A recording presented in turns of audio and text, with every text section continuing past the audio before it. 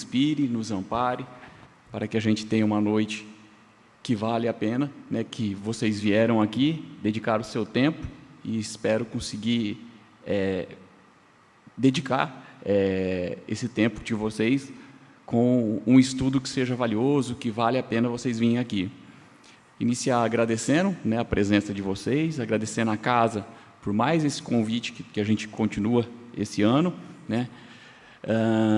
Inclusive, esse tema, eu falei dele em 2021, a gente teve um bate-papo, que é um tema que eu gosto bastante, é um tema que eu acho muito interessante, e aí aproveitar que o nosso presidente Júnior não está aí, dá para a gente falar umas 2 horas aqui, ficar batendo papo, até chegar 10, 11 horas que ele não está aqui para brigar com a gente. Que é do capítulo 1, né? Eu sempre costumo falar, eu sempre costumo dizer que os 4 primeiros capítulos do Evangelho segundo o Espiritismo são a base, o alicerce, o fundamento que vai nos levar a compreender posteriormente toda a moral que o Cristo vai nos, que o Evangelho vai nos trazer da moral do Cristo.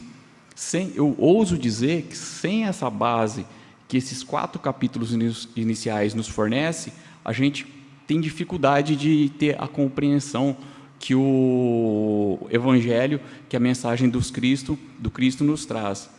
E esse capítulo 1, né, que é intitulado Não Vim Destruir a Lei, já é um título interessante que o Kardec já nos inicia, né, propondo essa reflexão. Não vir destruir a lei, mas que lei? Né?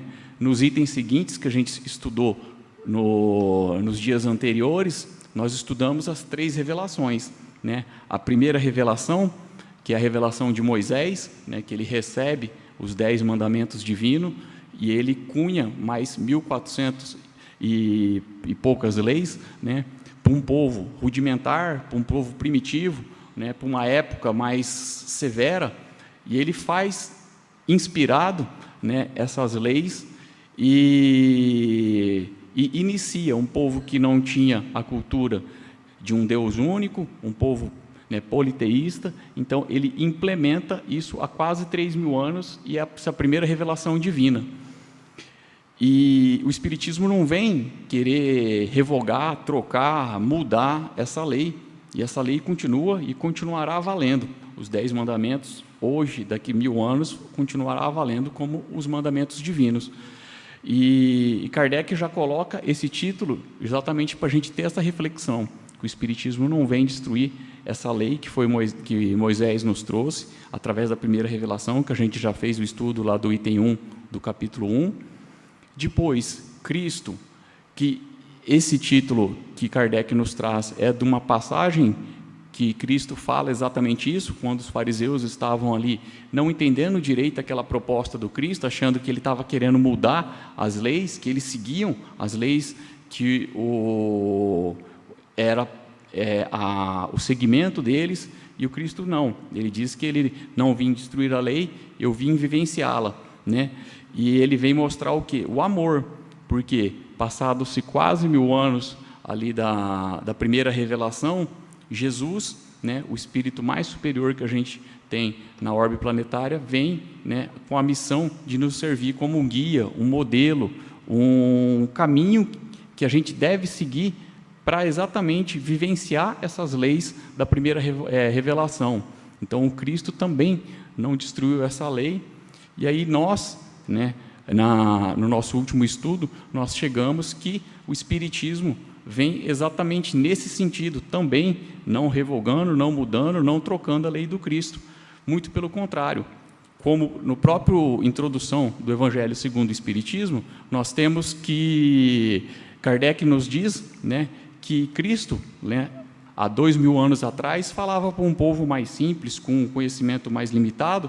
Então ele falava por meio de parábolas, ele falava de uma maneira que se fazia entender por eles, mas só que ainda não tinha a capacidade, o conhecimento de se aprofundar tanto no seu ensinamento. E o Espiritismo vem exatamente nesse sentido. Essa terceira revelação divina que a gente fala do Espiritismo é exatamente isso, a gente conseguir complementar, a gente se aprofundar, complementar não, a gente se aprofundar na revelação do Cristo, e promover a nossa reforma íntima no caminho que Cristo nos ensina. E aí, para finalizar esse capítulo, ele vem, que é o que a gente vai estudar hoje, que eu falei que eu gosto muito de falar, que é a aliança entre a ciência e a religião, a aliança da ciência e da religião. O Espiritismo é uma ciência que trata da natureza, origem e destino dos espíritos, bem como suas relações com o mundo corporal. Isso está lá no livro do Kardec também, que é intitulado O que é Espiritismo, né? Então, assim, na época em que Kardec nos traz essas revelações, era uma época em que havia um atrito entre ciência e religião, né? Durante muitos anos, a religião, a Igreja Católica, foi o que levou o desenvolvimento, levou, por exemplo, as santas casas, levava a educação por meio das igrejas, das escolas, e ela detinha esse poder do conhecimento, né, que ficava meio que restrito na mão do clero, e ali tinha alguns dogmas que a ciência veio com o tempo, por exemplo, o criacionismo, mostrando algumas coisas diferentes da ciência, e aí acabou criando esse animalismo entre um e outro, né, entre a ciência e a religião. E aí Kardec, nessa época que o materialismo estava começando a se desenvolver, ele tinha no meio científico um pessoal muito arregado nesse materialismo e contra totalmente a religião. E aí Kardec vem exatamente nessa proposta de fazer a aliança entre a ciência e a religião. E aí, o que eu fiz? O que a gente tem ali de entendimento? O que é a aliança? É um pacto, é um tratado entre indivíduos, partidos, povos, governos, para determinada finalidade. É uma união, uma ligação, um matrimônio. E ciência, o que é ciência? É o conjunto de conhecimentos fundados de certos princípios. É o saber, a instrução, conhecimentos vastos. Então, a gente tem, né, que a ciência é o que é responsável de revelar as leis naturais, as leis físicas, as leis do nosso mundo físico. E a religião, que vem do latim religio, né, que é o culto destinado à divindade, uma doutrina ou crença religiosa, que é considerado um dever consagrado. Ou seja, se a ciência é responsável por fazer essa ligação, né, das leis físicas, a religião é responsável por nos fazer entender as leis espirituais, as leis morais, né, como nós espíritas entendemos, que é as leis que o Cristo vem nos mostrar que devemos seguir. Então, temos de um lado as leis do mundo material e do outro lado a religião com as leis do mundo espiritual. E é interessante a gente pensar, né, que esse casamento, essa aliança, esse matrimônio, essa união entre religião e ciência é o que vai promover o nosso desenvolvimento. E que era uma ideia totalmente contrária à época, né? À época a gente tinha que a religião atrapalhava o desenvolvimento, a religião não permitia que a ciência se desenvolvesse, e aí Kardec vem fazer essa proposta, né? E é bem interessante que ele, inclusive, fala, né, que o Espiritismo, sendo uma doutrina também em evolução, como tudo que existe, jamais será ultrapassado, visto que se a ciência provar algo diferente do que diz o Espiritismo se modificará nesse ponto e acompanhará a ciência. Isso está lá em Gênesis, no capítulo 1, item 55. Então, Kardec está nos colocando o quê? Que as leis divinas, nós temos um Deus, né, um ser supremo, que desenvolveu, que criou tanto o mundo material quanto o mundo espiritual. E esse ser supremo, inteligência suprema, não se contradiz. Ele não vai criar umas leis para o mundo físico e leis contrárias, leis diferentes para o mundo espiritual. Essas leis são leis que se interligam. Ele começa, inclusive, dizendo esse item, que o desenvolvimento da ciência e da religião nos serve como alavanca para o nosso desenvolvimento. Então, assim, a gente consegue entender que Deus, o ser supremo, inteligência suprema, não se contradiria em trazer as leis do mundo material para as leis do mundo físico. né? E é muito interessante a gente pensar que até hoje, né, Kardec, desde quando trouxe a revelação, ele não foi não houve, não aconteceu da ciência se contradizer tudo o que ele diz. Muito pelo contrário, a gente percebe que cada vez mais hoje a ciência vem caminhando na descoberta do mundo espiritual, né, de pesquisas, entendendo o desenvolvimento da memória de reencarnação e assim por diante. Então, a ciência talvez tenha mais se aproximado do que do mundo espiritual do que qualquer outra coisa, né? E aí, lá no final dos anos 2000, nós tivemos aí essa publicação da revista Isto É, que, né, com essa capa super bonita, falando quando a ciência encontra Deus, que é o que mais ou menos Kardec tinha nos colocado, né? A essa época foi quando começou o início do desenvolvimento do projeto Genoma, né, que era decodificar o nosso DNA. E aí ficou aquelas questões, apareceu no Fantástico, no SBT Repórter, que nós iríamos descobrir os mistérios de Deus, aquela coisa toda. E aí houve, né, um conclave do mundo todo, diversos centros de pesquisa, inclusive do Brasil, participando dessa decodificação, que é gigantesco o DNA, nos mostrando que a ligação do divino com o espiritual. E aí a gente viu que não é essa mensagem contida no DNA ainda não tinha toda a revelação que se dizia com relação ao mundo espiritual, né? E aí eu vou pedir a licença para vocês, que eu vou passar um vídeo, né? Que eu acho que esse vídeo às vezes a gente pode falar bastante, a gente pode citar bastante coisa, e um vídeo pequeno ali de 3 minutos e pouco, que vai servir, eu acho, como um insight para a gente dar uma acordada ali no meio da palestra, para a gente se ligar, que ele vai trazer exatamente isso, que eu estou falando da gente ter esse toque que a ciência, cada vez mais, cada ano que passa, vem se aproximando dessa ligação do mundo espiritual, e ainda existe no meio científico, né, não a ciência, mas sim cientistas que estão ligados ao materialismo, né, que entendem, por exemplo, a religião como mal, e a família, enfim, vários preceitos que estão da época de 1800, 1700, e ainda eles preconizam e entendem dessa maneira. Mas cada vez mais a gente percebe que a ciência, a medicina, todos os campos da ciência, física, química, vêm se aproximando dessa religião, desse mundo espiritual, disso que é intangível para os nossos olhos.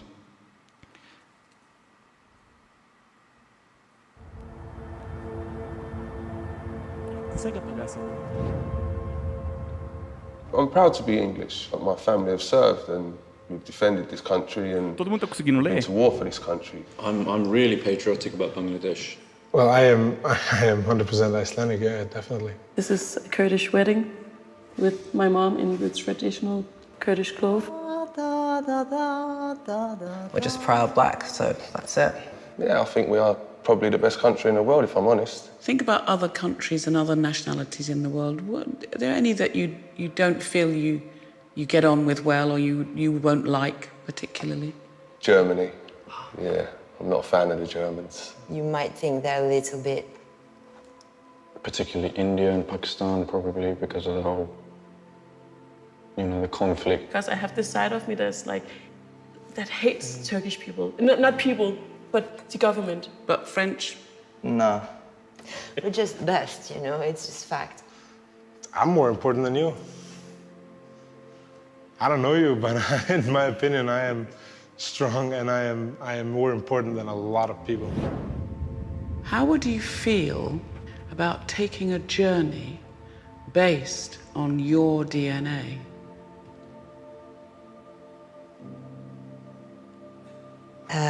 Yeah, I feel very intrigued.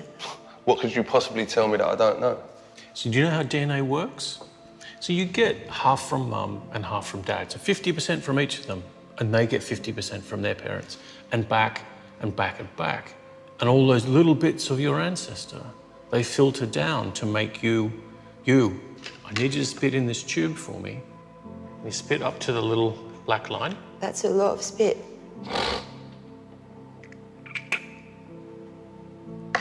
Right, the story of you is in that tube. What's it going to tell me? It's going to be, oh yeah, you're French, and wait, your grandparents are French, and wait. 100% Bengali. Solid Iraqi. I'm Cuban. You're gonna tell me that I'm English, like I've told you.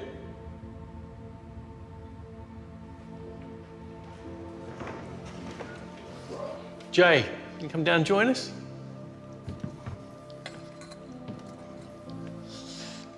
I'm a little bit nervous, I have to say. So you ready to find out your results?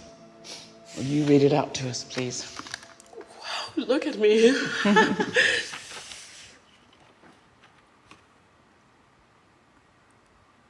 Oh my God. Oh, wow. Shit, I didn't expect that.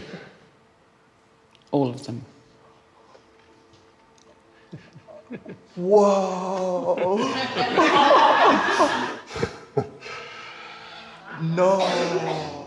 No. Caucasus, which was Turkish. Yeah. Eastern Europe, Spain, Portugal, Italy, Greece. I'm 32% British.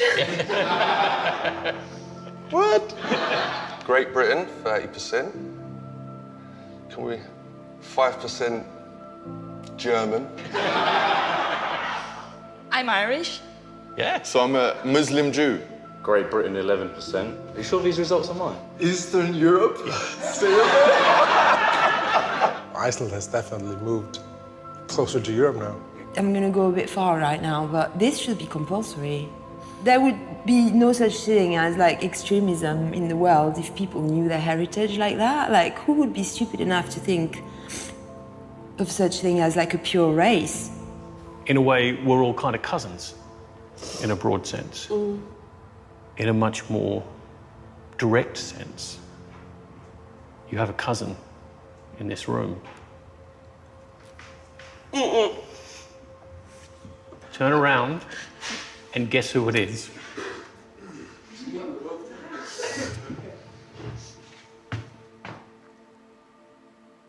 Waj, Yeah.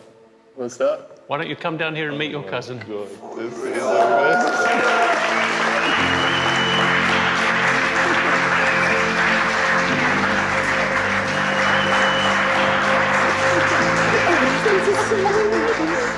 Did you know that? I didn't know I did. This is like, my heart's pounding right now, I swear to God. We met. Jay from everywhere by the reason of this. I'm a real man of the world. Wow, that's beautiful. Thank you. So would you like to travel to all of these places? Yeah. Oh yeah.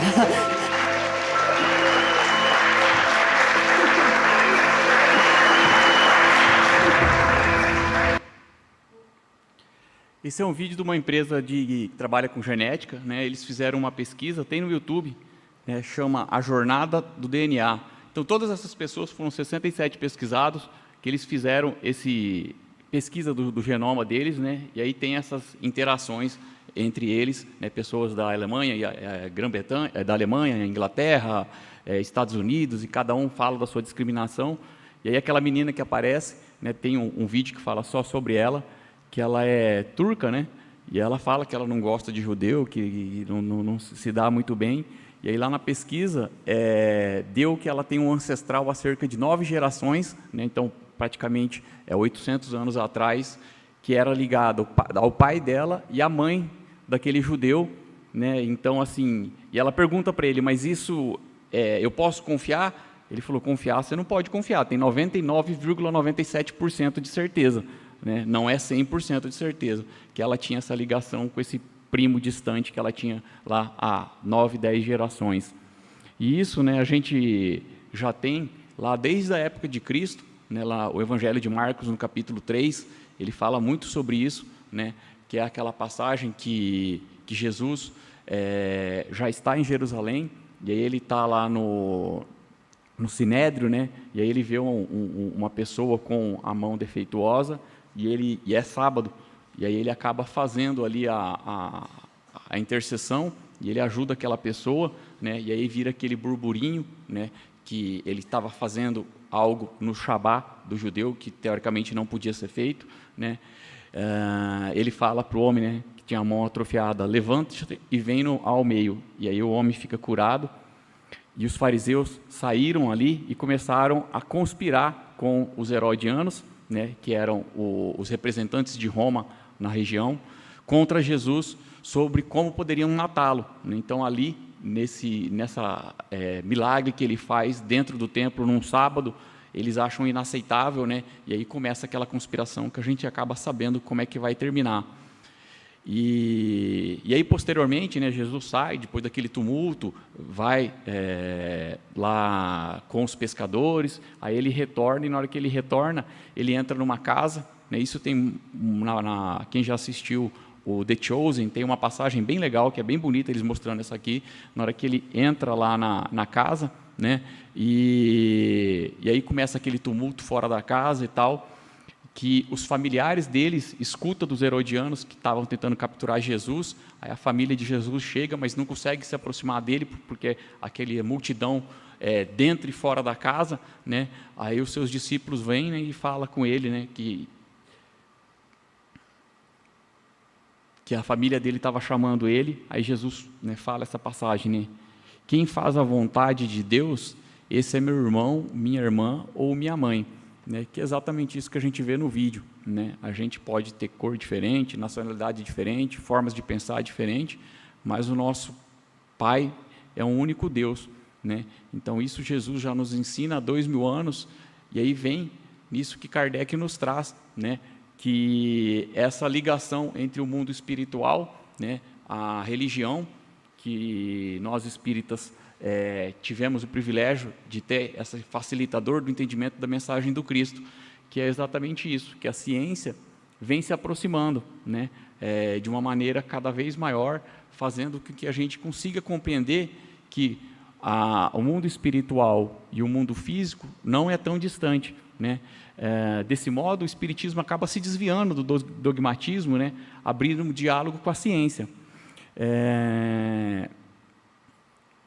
E aí a gente tem, por exemplo, né, um ateu, que era Albert Einstein, que a vida inteira ele tinha descendência judia, mas sempre falou que foi ateu. Aí no final da vida, depois de tudo, né, ele fala essa fala que vem de encontro que a gente está estudando aqui no Evangelho. Aquilo que é impenetrável para nós existe de fato. Por trás dos segredos da natureza há algo sutil, intangível e inexplicável. A veneração a essa força que está além de tudo que podemos compreender é a minha religião. A ciência sem a religião é manca. A religião sem a ciência é cega. E aí nós temos Kardec nos falando que nós devemos pregar a fé raciocinada, que é exatamente isso, né? A gente entender a razão, entender que as leis divinas não se contradiz com o meio material, e entender, né, que a ciência inicia o seu conhecimento no que é tangível, que é o mundo físico nosso, que a gente consegue ver. E a partir de uma ideia do que é conhecido, do que a gente entende, do que a gente conhece, a gente começa a pesquisar, inclusive, né, a pesquisa científica se desenvolve assim, de uma coisa que a gente conhece, a gente faz uma pergunta, e essa pergunta evolui, né, para a gente tentar responder. Às vezes a gente tem razão, às vezes não tem, mas o experimento científico é exatamente isso, a gente conseguir fazer perguntas.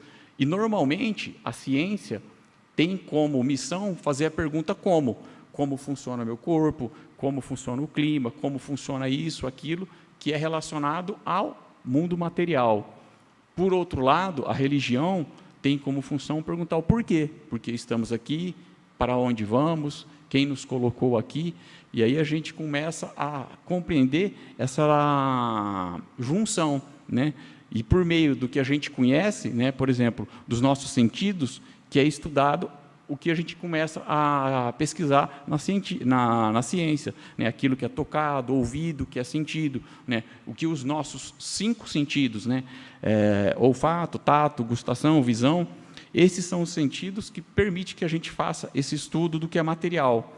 Mas aí Kardec, o Espiritismo, vem nos falar de um sexto sentido, né? Que no Livro dos Espíritos fala que é o sentido quintessência, a matéria que é quintessenciada. E o que é matéria? Na ciência, segundo Newton, é o quê? É energia condensada. Quanto mais condensado, mais tangível, mais matéria, mais palpável tem. Quanto menos condensado, a matéria se torna fluida, o sólido, o líquido, o gasoso, né? Quanto mais matéria, mais condensado. E aí, o que é o espírito? O espírito é um ser que é intangível e, por meio dessa nossa sensibilidade, ele começa a se tornar tangível. Tangível na nossa inconsciência ou no meio físico. E o Espiritismo utilizou, né, a época de Kardec, exatamente disso, né? Quando começou as pesquisas de Kardec, que chamou a atenção, era exatamente isso. Os espíritos provocando efeitos físicos, sejam as mesas girantes, sejam lá os experimentos da família Fox, fazendo as batidas, que são o quê? Meios físicos, né? Para provocar o nosso sentido, para a gente começar a compreender o que é desconhecido. Então, Kardec, né, vai trazer, inclusive, esse estudo, né, minucioso desse intercâmbio com o meio, que é o livro dos médiuns, né? E, inclusive, o primeiro capítulo, né, o primeiro item, o primeiro estudo lá, é intitulado como? Há espíritos. E quais são os primeiros fenômenos que Kardec vai nos ensinar? Os fenômenos físicos. Então, a gente percebe que ele classifica, inclusive, né, os fenômenos mediúnicos como fenômenos físicos e fenômenos intelectuais. E aí, no primeiro item, ele começa a abordar os fenômenos físicos. Então, é importante a gente conhecer o meio tangível, o meio físico, entender essas leis, para a gente ter essa comunicação, esse entendimento, as palavras que são utilizadas da ciência, do meio físico, para a gente começar a compreender o meio intangível, né? E olha que interessante, entender a ciência participar, compreender isso, que vem evoluindo cada vez mais, que chega, por exemplo, no entendimento do que é o átomo, né? Como é que a gente fez esse entendimento do como é que era o átomo? Entendendo como é que era a molécula. Como é que ele entendeu como é que era a molécula? Entendendo como é que era um corpo. E aí entendeu que o corpo é formado por molécula, que é formado por átomo, né? Esse foi o primeiro desenvolvimento da ciência. E aí a gente percebeu que o quê? O átomo, inclusive a palavra átomo, significa melhor partícula indivisível. Com o desenvolvimento, a pesquisa, a ciência, perceberam que o átomo não era indivisível, que tinha partículas no átomo, os nêutrons, elétrons e prótons. E aí sim começou a perceber que o tangível está ligado no intangível. O átomo é a menor partícula visível, entendível. E essa menor partícula tem partículas ainda que a gente diz subatômica, menores que a menor partícula visível. Desenvolveu ainda e perceberam que tem menores ainda, o quartons. Então, a gente saiu do mundo visível para o mundo invisível. A ciência entrou no mundo que, pelo microscópio óptico, microscópio eletrônico de varredura, possibilitava uma visão do que a gente não enxergava com nossos olhos físicos. E aí a ciência está percebendo que essa visão que a gente tem não é o bastante, que existe ainda matérias que são invisíveis, intangíveis. Então, percebe que a gente está começando a chegar no ponto de exatamente isso, de união, de matrimônio, que é o que Kardec colocou lá atrás. Por isso que ele faz esse postulado para a gente, dizendo que, se a ciência fala e a gente tinha um entendimento diferente do que a ciência está falando, nós devemos rever o nosso conceito, que provavelmente o entendimento era diverso, era diferente do que deveria ser. Esse raciocínio, né, que a ciência permitiu, que ele falava, né, que é aquele axioma lá da época de Galileu Galilei, que ele falava: se existe, pode ser dividido. Se pode ser dividido, existirá. Se existirá, poderá ser dividido. Então, perceberam-se que a matéria, né, subdivisível no nível atômico está cada vez evoluindo. E aí a gente entra nesse mundo que é o mundo invisível, que é o mundo da física quântica, né, que cada vez mais a gente tem evoluído, a gente tem ouvido falar, que é um mundo à parte de compreensão, e que faz essa ligação exatamente, percebendo que nem tudo que a gente vê, que os nossos sentidos físicos permitem a gente sentir, está ligado também com a ciência. Então, a gente se aproxima dessa possibilidade, né, de sair do mundo invisível para o mundo visível. Por exemplo, eu falei ali dos 3 estados, né, sólido, líquido e gasoso, que é exatamente esse conceito newtoniano de quanto mais condensada a matéria, o sólido, quanto menos condensada, ele evolui para o líquido e evolui para o gasoso. Hoje, a ciência já se fala de um 4º estado físico, que é o estado do plasma, né? O plasma é exatamente o quê? Ele está ali entre o intangível completamente, mas para a ciência ele ainda existe, né? E assim a gente conclui que caminha para um nível de ciência de desmaterialização, que a gente pode um dia começar a compreender os fenômenos mediúnicos e a gente vai chegar ao ponto de estar estudando. A gente já vê aqui no Brasil, tem um pesquisador, o Alex Nunes, que ele pesquisa isso, inclusive, né, médico lá no centro da Universidade Federal de Minas Gerais, que ele vem pesquisando, né, a reencarnação, a mediunidade, a função da glândula pineal, que é exatamente a ciência, né, e departamentos dentro da USP já fazendo a pesquisa das terapias fluídicas, como o passe, reiki, e o desenvolvimento, né, a melhora na saúde. Então, a gente está vendo que essa união, esse matrimônio entre ciência e religião está cada vez mais plausível. Aquela guerra que a gente tinha lá atrás, que ainda alguns cientistas ainda entendem que seja assim, está cada vez mais caindo por terra, né? E aí a gente fica claro que o Espiritismo não veio como uma religião construída como as demais, né, para competir com a verdade. O Espiritismo é a religião no sentido de levar seus adeptos, levarmos nós a termos realmente os sentimentos religiosos de ligação com Deus, de elevar o que é material acima do meio espiritual, né? Pelo uso da razão, ou seja, da ciência, para a gente aceitar as leis divinas, e por meio desse desenvolvimento da razão, do conhecimento, a gente aprofundar a nossa fé, e à medida que aprofundar a nossa fé, a gente seguir o caminho da nossa reforma íntima, da nossa melhora, do nosso desenvolvimento espiritual. Então, agradeço a todos, de verdade, né? Cheguei no limite do tempo ali, igual eu falei, se deixasse eu falava por mais 1 hora aqui, que eu acho muito interessante a gente fazer essa ligação, e obrigado de verdade a todos pela presença.